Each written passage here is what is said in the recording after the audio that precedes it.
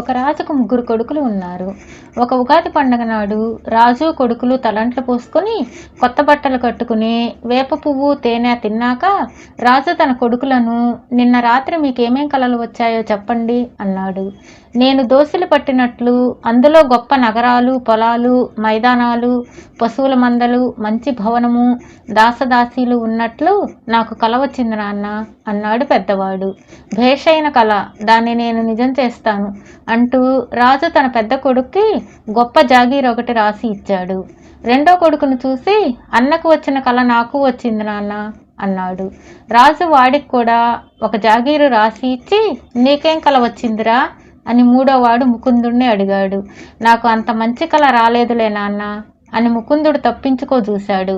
కానీ రాజు పట్టుబట్టి ఆ కల ఏదో చెప్పమన్నాడు. మరేమీ లేదు నాన్న, నేను చేతులు కడుక్కోవడానికి నువ్వు వెండి చెంబుతో నీళ్లు పోసినట్లు, అమ్మ నా చేతులను తువాలుతో తుడిచినట్లు నాకు రాత్రి కల వచ్చింది అన్నాడు ముకుందుడు. దుర్బుద్ధి, నువ్వు నా చేత మీ అమ్మ చేత సేవలు చేయించుకునే పాటివాడివా? పో ముందు నా రాజ్యం నుంచి. రేపు ఈ పాటికి నా పొలిమేరలో కనిపించావంటే నీ తల తీయించేస్తాను అని అరిచాడు రాజు. రాజుకు కోపం వస్తే మనిషి కాడు. ఆ సంగతి ముకుందుడికి బాగా తెలుసు. అందుచేత వాడు కట్టుబట్టలతో అప్పుడే బయలుదేరాడు. వాడు నానా అగచాట్లు పడి 6 మాసాలు ప్రయాణం చేసి ఒక పెద్ద కోటను చేరుకున్నాడు.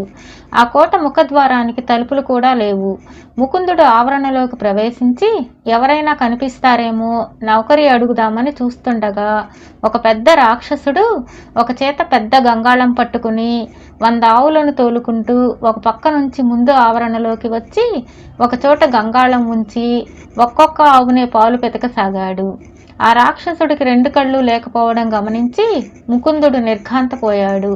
రాక్షసుడు గంగాళం నిండా పాలు పితికి గంగాళం 2 చేతులా ఎత్తి ఆ పాలన్నీ తాగేసి ఆవులను ఒక కొట్టంలోకి తోలేసి తలుపులు మూసి వచ్చి తన ఇంటి చావడిలోకి వెళ్ళి ఒక పెద్ద పళ్ళ మీద చేరగలబడి కూర్చున్నాడు.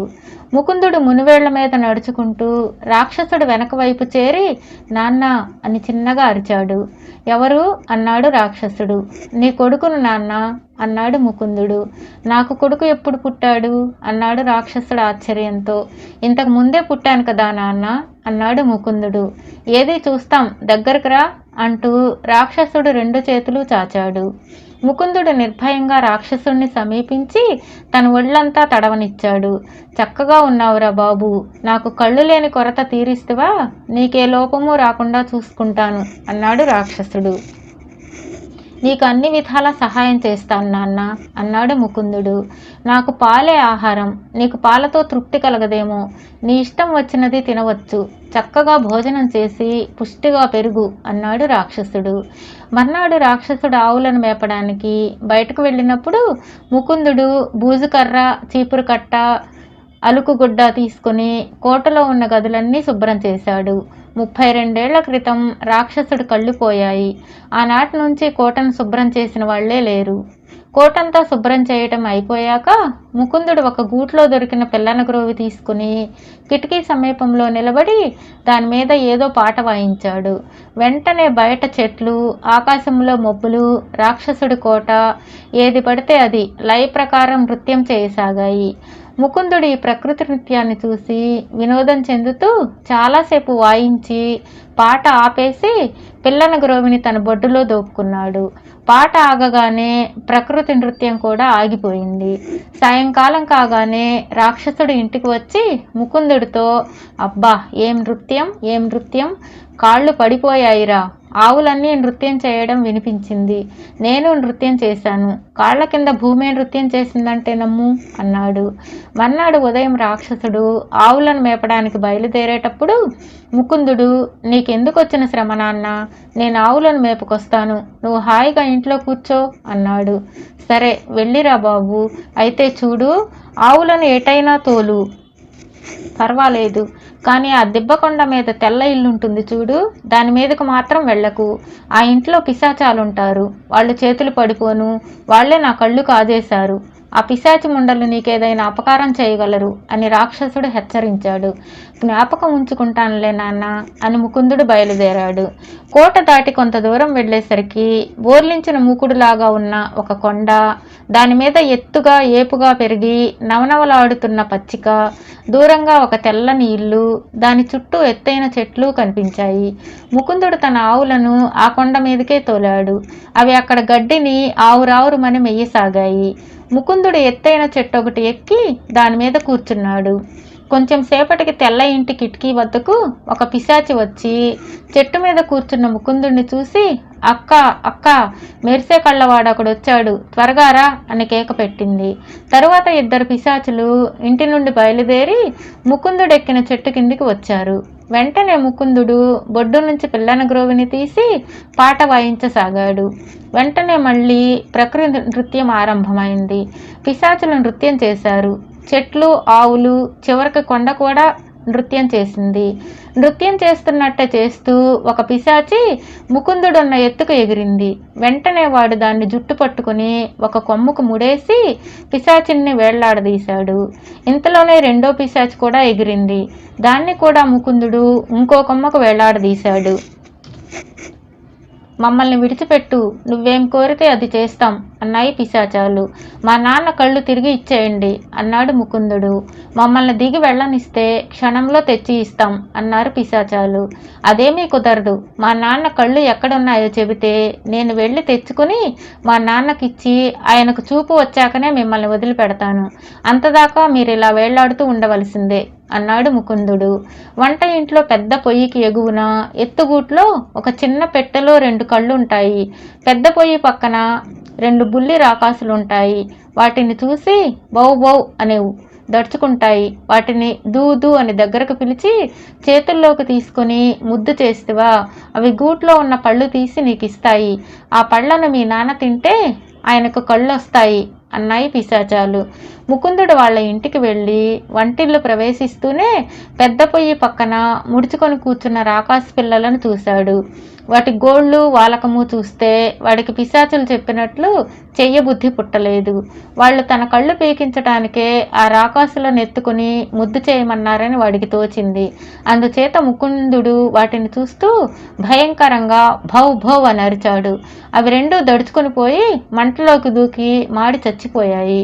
తరువాత ముకుందుడు ఎత్తుపీట ఒకటి తెచ్చి ఎగువ గూట్లో ఉన్న పెట్టె తీసి అందులో నుంచి 2 పచ్చని పళ్ళు తీసుకొని పిశాచాలు కేక పెడుతున్నా వినిపించుకోకుండా తన ఆవులను తోలుకొని ఇంటికి వెళ్ళిపోయాడు. ఆ సాయంకాలం రాక్షసుడు పాలు పితుకుతూ, ఇవాళ ఆవులు 2 పాలు ఎక్కువ ఇచ్చాయిరా నాయన అన్నాడు సంతోషంగా. నీకు కళ్ళు లేవు గనుక మంచి గడ్డి ఎక్కడుంటుందో నీకు తెలియదు. నేను ఇవాళ ఆవులకు చాలా గడ్డి మేపాను అన్నాడు ముకుందుడు. రాక్షసుడు 2వ రోజు గంగాళాల పాలు తాగి తన బల్ల మీద కూర్చున్నాడు.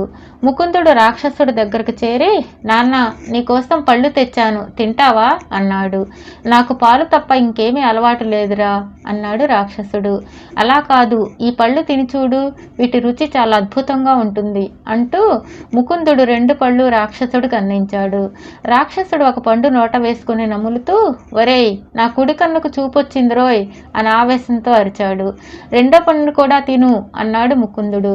2వ పండు కూడా తిని రాక్షసుడు, నాకు చూపొచ్చింది, నాకు అన్నీ కనిపిస్తున్నాయి, నాకు చూపొచ్చింది అని అరుస్తూ గంతులు వేసాగాడు. ముకుందుడిని కౌగిలించుకొని, నా చిట్టి తండ్రి నాకు కళ్ళిచ్చాడు అంటూ అతన్ని ముద్దు పెట్టుకున్నాడు. రాక్షసుడు ఉద్రేకం కాస్త తగ్గాక ముకుందుడు దిబ్బకొండ మీద పిశాచాల విషయమంతా చెప్పాడు.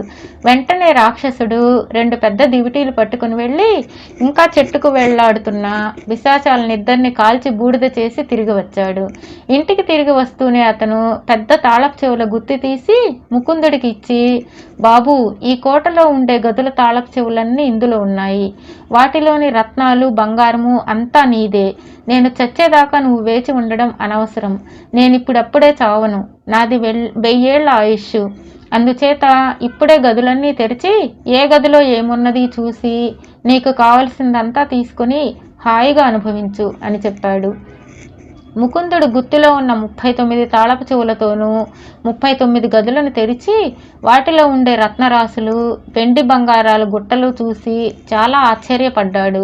ప్రపంచమంతా గాలించినా అంత ధనం ఉంటుందని వాడు అనుకోలేదు. వాడికి ఆ నిధులు నిరుపయోగం అనిపించాయి.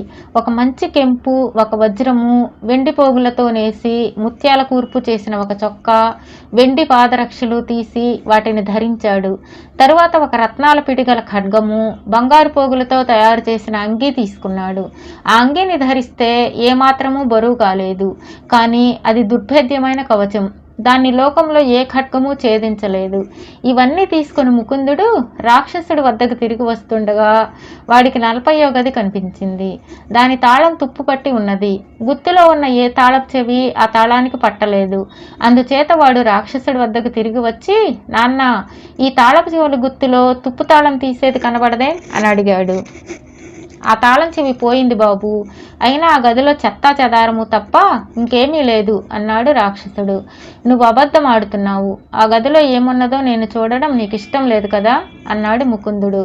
రాక్షసుడు పెద్దగా నిట్టూర్చి, నాయనా, నిన్న గదిలోకి పోనిస్తే నువ్వు మరి నాకు దక్కవు అన్నాడు. నాకేమైనా అపాయం కలుగుతుందా అని ముకుందుడు అడిగాడు. నీకేమీ అపాయం రాదు, కానీ నాకు తీరని నష్టం వస్తుంది అన్నాడు. రాక్షసుడు కంటి వెంట అశ్రువులు రారుస్తూ, నీకేమీ నష్టం రానివ్వను నాన్న, నా మాట నమ్ము అన్నాడు ముకుందుడు. రాక్షసుడు తన చెవి నుంచి పాత తాళపు చెవి ఒకటి ముకుందుడికి ఇస్తూ, నాయనా, నువ్వెక్కడ ఉన్నప్పటికీ నన్ను మాత్రం మర్చిపోకూడదు అన్నాడు. నేనెక్కడికి పోను నాన్న, నువ్వు కంటతడి పెట్టకు అంటూ ముకుందుడు తాళపు చెవి తీసుకొని 40వ గదికి వెళ్ళి తుప్పు తాళం తెరిచి లోపల ప్రవేశించి నిర్ఘాంతపోయి నిలబడ్డాడు. ఆ గదిలో ఒక దేవతాశ్వం లాంటిది ఉన్నది. ప్రయాణానికి సిద్ధంగా దాని మీద బంగారు జీను వేసి ఉన్నది. దాని శరీరం వెండిలాగా మెరుస్తున్నది. జూలు బంగారం రంగులో ధగధగలాడుతున్నది. ఇప్పటికి వచ్చావా రాజకుమారా, మనం శీఘ్రంగా వెళ్ళాలి. అక్కడ నీ తండ్రి ఒక మూర్ఖపు పని చేసి తన ప్రాణం మీదకి తెచ్చుకున్నాడు. వెంటనే వెళ్ళాలి అన్నదా గుర్రం ముకుందుడితో. గుర్రం ఉండిన గదికి బయట వాకిలి ఉన్నది. దాన్ని తెరిచి ముకుందుడు గుర్రాన్ని బయటకు తెచ్చి దానిపైన ఎక్కాడు. వెంటనే ఆ గుర్రం రెక్కలున్నట్లుగా రివ్వున ఆకాశంలోకి లేచి శరవేగంతో ముకుందుడు తండ్రి నగరం కేసి బయలుదేరింది. ఏం జరిగింది, మా తండ్రి ఏం చేశాడు అని అడిగాడు ముకుందుడు. నీ చెల్లెలకు పెళ్లి చేయాలని నిశ్చయించి నీ రాజభవనానికి కొంత దూరాన ఉన్న ఊబి మడుగును గుర్రం మీదకి దూకిన వాడికి నీ చెల్లెనిచ్చి పెళ్లి చేస్తానని చాటు వేయించాడు. ఎందరెందరో రాజకుమారులు వచ్చి ఆ ఊబి మడుగును లంఘించడానికి ప్రయత్నించి ఊపిలో పడి చచ్చిపోయారు. నిజానికి ఏ గుర్రము అంత పెద్ద ఊపిని లంఘించలేదు. రాజులందరూ ఆగ్రహించి ఒక్క ఉమ్మడిగా నీ తండ్రి పైకి దండెత్తి వచ్చారు. నువ్వు వెళ్ళి కాపాడకపోతే ఆయన సమూలంగా నాశనం కాగలడు అని గుర్రం చెప్పింది. ముకుందుడు 6 మాసాలు ప్రయాణించి గుర్రం 6 గంటలలో దాటింది. ముకుందుడు చేరేసరికి వాళ్ల కోటను శత్రుసేనలు ముట్టడించి ఉన్నాయి. ముకుందుడు దివ్యమైన తన గుర్రాన్ని, ఖడ్గాన్ని, కవచాన్ని నమ్ముకొని అంత సేన మీదకు ఒంటరిగానే వెళ్ళాడు. త్వరలోనే శత్రుసేనలు చిందరవందర అయిపోయాయి. ముకుందుడు తమను ఊచకోత కోసేస్తుంటే శత్రువులు అతనికి చిన్న గాయం కూడా కలిగించలేకపోయారు. గుర్రం యొక్క అద్భుత శక్తుల మూలంగా శత్రువులు అతన్ని కనీసం పట్టుకోనైనా పట్టుకోలేకపోయారు. సూర్యాస్తమయం అయ్యేలోపునే యుద్ధం పూర్తయింది. శత్రువులలో మిగిలిన వారు పారిపోయారు. ఇదంతా కోటగోడల మీద నుంచి చూస్తూ ఉండిన రాజభటులు రాజు వద్దకు వెళ్ళి, మహారాజా, ఆపద గడిచింది. స్వర్గం నుంచి ఇంద్రుడో ఎవరో దిగివచ్చి మన శత్రువులందరినీ పారద్రోలేశారు అని చెప్పాడు. రాజు పరమానంద భరితుడై తన పరివారాన్ని వెంటబెట్టుకుని మేళతాళాలతో ఎదురు వచ్చి యుద్ధరంగంలో విశ్రాంతి తీసుకుంటున్న ముకుందుని సమీపించి తన వెంట వచ్చి తన ఆతిథ్యం స్వీకరించమని ప్రార్థించాడు. ఆయన తన 3వ కొడుకును గుర్తించలేకపోయాడు. ముకుందుడు రాజభవనానికి వచ్చేసరికి బ్రహ్మాండమైన విందు ఏర్పాటై ఉంది. మనం భోజనాలు అయ్యాక సావకాశంగా ముచ్చడించుకుందాం అన్నారు రాజు. నాకు ఆకలిగానే ఉన్నది, చేతులు కడుక్కొని భోజనం చేస్తాను అన్నాడు ముకుందుడు. రాజు గబగబా వెళ్ళి వెండి చెంబుతో తెచ్చి ముకుందుడు చేతి మీద నీళ్లు పోస్తుంటే రాణి అతడి చేతులకు దిగువగా ఒక బంగారు పళ్ళెం పెట్టి చేతులు కడుక్కోవడం పూర్తి కాగానే తువాలుతో తుడిచింది. ముకుందుడు రాజుకేసి తిరిగి చిరునవ్వు నవ్వి, అయితే నా కల బొత్తిగా అబద్ధం కాదన్నమాట అన్నాడు. వెంటనే రాజు రాణి తమ కొడుకును గుర్తించారు. రాజు తన కొడుక్కి మరీ క్షమాపణలు చెప్పుకున్నారు. ఆ విందులోనే ఆయన తన సింహాసనానికి వారసుడు తన మూడో కొడుకేనని, తన పెద్ద కొడుకులిద్దరూ యుద్ధంలో తనకు సహాయంగా రాకపోగా నానా మాటలు అంటూ కబురు చేశారని అందరికీ తెలియపరిచాడు. ముకుందుడు రాక్షసుడిని మరువలేదు. నెలకొక రోజు అతను తన గుర్రం మీద రాక్షసుడి కోటకు వెళ్ళి ఒక రోజల్లా అక్కడ ఉంటూ వచ్చాడు.